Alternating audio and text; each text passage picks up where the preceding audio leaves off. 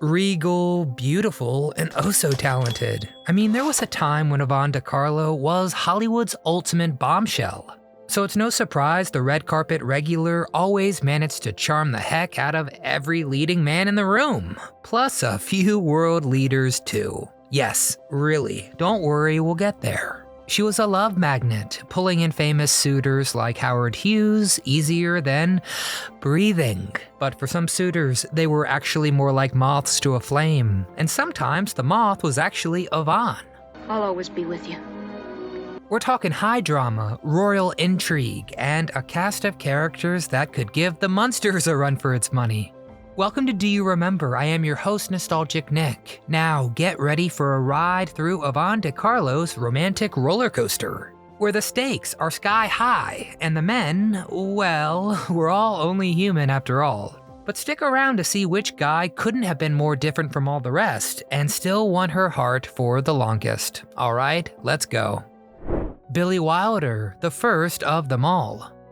You never forget your first romance, and Billy Wilder would set the bar pretty high. He was a director who earned 7 Academy Awards, plus 21 complete nominations, and is basically considered a giant of the classical age of Hollywood cinema.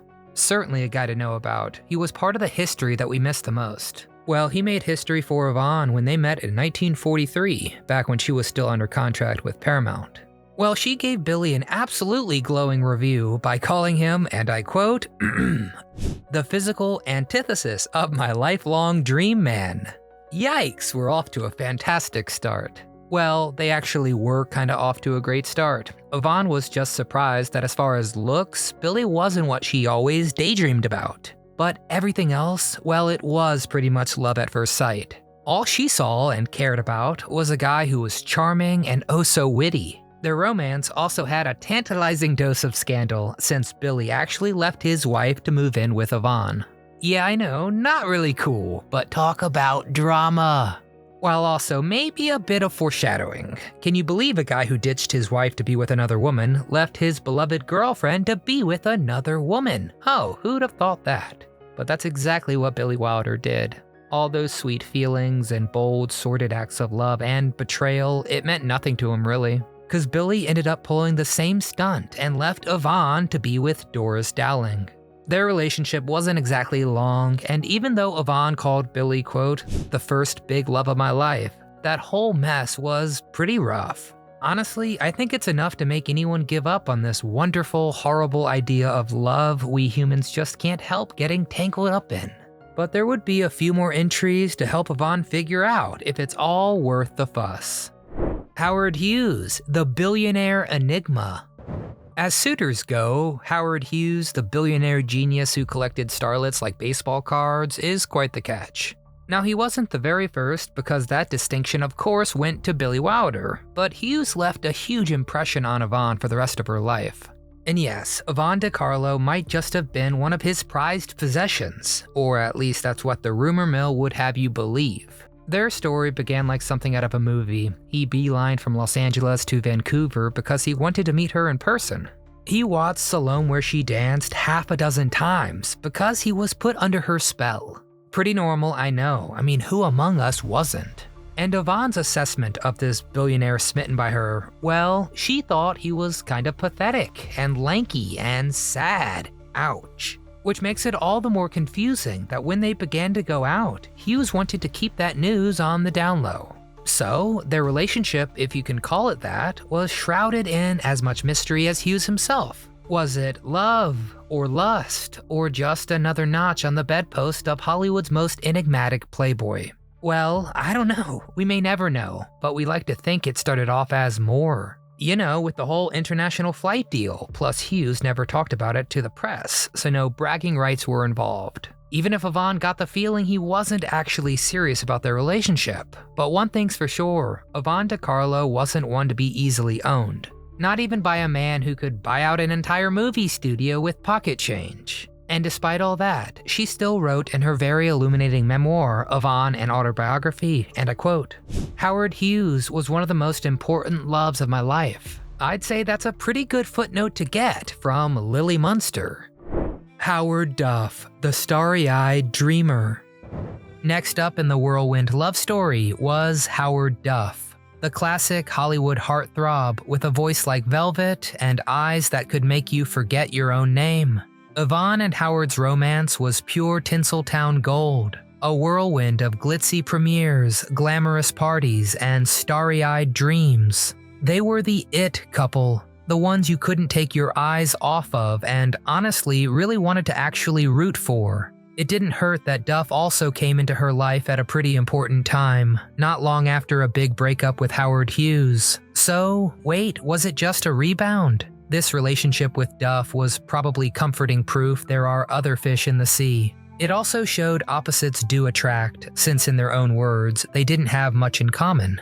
But they also even had the studio's approval. No, listen, that's actually a huge deal. Managers can get really picky about a star's dating life. Some band managers throw a fit if the talent dates or, God forbid, gets married, cause suddenly they're not eligible. Can confirm, my younger sister cried when David Cassidy started dating. So this was a huge gift for Yvonne and Duff. And so they got engaged. But here's the kicker. Hollywood's golden couple was doomed from the start. With careers soaring and egos clashing, their love burned bright but fast, crashing down like a box office flop, and they didn't pour gasoline on it, but rather alcohol.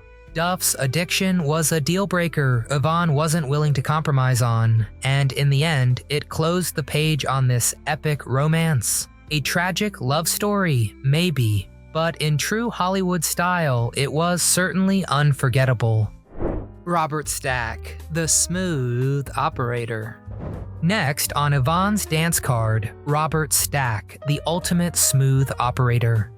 Known for his rugged good looks and that irresistible mix of charm and danger, Stack was the kind of guy who could make any woman weak at the knees. The best example of this is 1980's great satire, the film Airplane, which has a bit of it all, from that deadpan delivery to his larger-than-life presence without having to really try. When Robert Stack speaks, you listen. Hell, even when he doesn't speak, you're waiting patiently. I'd call him and the award-winning Yvonne De Carlo one of the original Hollywood power couples. And you know something? In all their photos, she looks pretty happy. We get tons of pictures with two stars together, but honestly, not so many with such genuine joy on everyone's faces. It's pretty refreshing to see. It looks like Yvonne felt she could take a break from having that otherworldly aura about her and just enjoy the moment like everyone else. The affair itself was passionate, intense, and just a little bit scandalous, just the way Yvonne liked it. But as with many of her romances, the dazzling flames were more like from a firework than a fireplace. Spectacular to behold, but over before you could even catch your breath. Prince Abdul Raza Palvi, a royal affair.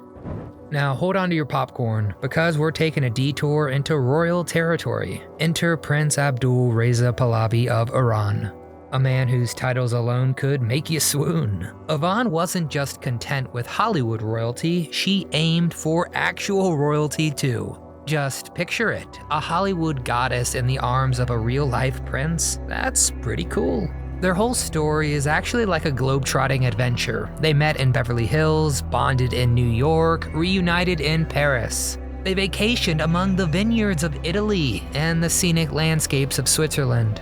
Yvonne even visited the royal palace in Tehran. It was kinda like out of a fairy tale. It was only missing one thing, you know, the happily ever after, that important part. Because despite the allure of palaces and princely charms, Yvonne realized she was better suited to the silver screen than the royal court.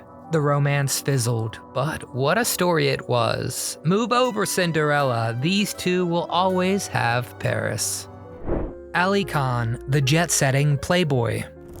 Well, you just know the tabloids had a great time with Yvonne and the affluent Pakistani socialite, horse trainer, and jockey Ali Khan. But did it ever really happen? We've got some details from the star herself thanks to her memoir, Yvonne, an Autobiography, link in description. From Yvonne's book, it sounds to me like something did happen, but the media made it hard for their love to actually blossom. In her memoir, which you should check out, she kind of laments about how hard the media made that relationship. Kinda reminds me of grade school, when your annoying friend immediately tells everyone about your crush, and then you can't play it cool anymore because everyone is kinda talking about it. And of course, the press ate it up because of the contrast between Western set Hollywood and this Eastern prince. It was kinda like a Lifetime movie, a rom-com. Romeo and Juliet, a globe-trotting adventure, and elite intrigue all in one. Then there was Ali Khan, the jet-setting playboy who could have his pick of the world's most beautiful women. And you better believe he really did. Actually, he was husband number 3 to none other than Rita Hayworth, and before that, he was with a beautiful woman named Joan Buller. And she was actually kind of a big deal too, a socialite with the group of tabloids called the Bright Young Things, pretty much another star who was basically royalty. The 1920s were such a time when socialite was basically another word for prince or princess here in America. Fancy titles and expensive flights aside, when Ali set eyes on Yvonne, even the world's most notorious bachelor couldn't resist her allure. Based on both their histories, we can imagine their romance was a whirlwind of private jets, lavish parties, and exotic locales featuring the French Riviera. One beautiful moment is frozen in time, this photo of the two of them dancing away at his home. It's a fairy tale life most of us can only dream about, but happily ever after wasn't in the cards. Still, Yvonne was left with memories as luxurious as they were fleeting. Or was she? I think we can kind of see a bit of the nature of, well, whatever they had in this photo, a shot for the ages. It's definitely regal and classy, and sure, black and white was all that was available back then, but it still has kind of a dreamlike quality to it. However, compare it to the photos with Robert Stack, and it's definitely missing that unabashed joy, feeling comfortable enough to just let go, you know? This here between Yvonne and Ali feels more, I don't know, formal? Stiff even, you know? Though, yeah, I will admit, we only have so many pictures of these two together, but all the ones from that dance, they just don't look very happy. And it might say a lot that we don't have a lot of pictures to skim through and overanalyze to our nostalgic heart's content. I mean, Carl Dean loves his privacy, and we still have some shots of him and Dolly. So if things were serious between the two, I think we'd have more photos, and those photos would be a bit more affectionate. Overall, her relationship with Ali Khan was just one of the many glamorous but fleeting connections she made during her time in Hollywood. But hey, she's not obligated to kiss and tell, so you'll have to be the judge. What's your read on this relationship? Get in the comments section and tell us. Bob Morgan, the one who stuck around.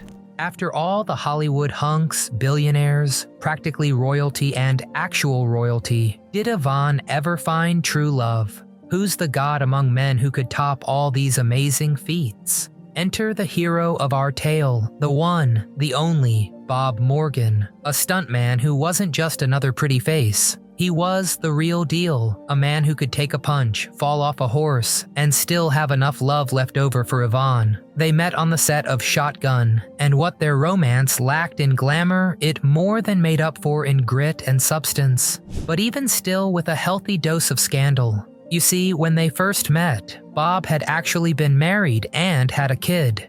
Yvonne was nothing if not classy though, and she had no plans on wrecking anything.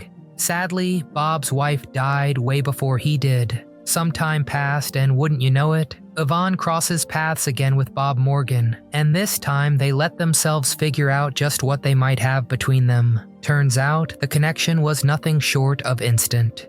They married, had 2 kids, and weathered the storms of life together, proving that even in Hollywood, sometimes the most daring stunts are the ones you take for love. Although, there was a pretty serious accident that was pretty daring and very harmful to Bob. While filming How the West Was Won, a gunfight on a train ended in a terrible accident. Bob was crushed by rogue logs. It took Bob something like 5 years to move around again without assistance. He's actually very lucky it didn't kill him. And, no surprise, Bob and Yvonne fired off a huge lawsuit at the studio for disabling him. You know what? It was eerily similar to that career-altering back injury that derailed Dick York's film career. We cover that in some of our Bewitched videos, so check those out next. Anyway, pretty much the same thing happened to Bob. He was out of commission, so Yvonne picked up as much work as possible to support the family. That meant busy nights and constantly being away from home. Whenever they get his Irish upper Clancy, lower the boom, boom, boom, boom. Things got tense between our Hollywood sweethearts. The story goes that Bob got argumentative. It's no excuse, but they for sure went through a trauma. Makes you wonder if just a bit of outside help, things might have ended differently. Anyway, as time went on, it became too much for Yvonne, and she filed for divorce on the grounds of irreconcilable differences. They certainly had a good run, and the lasting marriage made for a nice resolution to Yvonne's dramatic movie-worthy love life. But it goes to show you, sometimes it's better not finding out what happens after happily ever after. And that, my dear viewers, is the incredible love life of Yvonne De Carlo, a tale as glamorous, dramatic, and unpredictable as many of her films. From Hollywood heartthrobs to actual princes, Yvonne's romances were many, but they were anything but ordinary. And after one stud after another, it was the stuntman who stole her heart and stuck around. So, if you're ever feeling like your love life is a little too ordinary, just remember, Yvonne De Carlo lived 1,000 love stories, and in the end, she found her leading man in the most unexpected place. That's definitely one for the pictures. Now, if you enjoyed the video, which we sure hope you did, please don't forget to like and subscribe. Join our community for more adventures from Hollywood's golden age and way beyond. Who knows, maybe next time we'll dive into the scandalous affairs of Herman Munster. I mean, Fred Gwynn, of course. Before you go, get down in the comment section and tell us the most interesting part of this video, anything we forgot to mention, and any requests for future videos. Anywho, thanks so much for being here today. After all, we're nothing without you. And from all of us here at Do You Remember, thanks so much and have a wonderful, lovey day.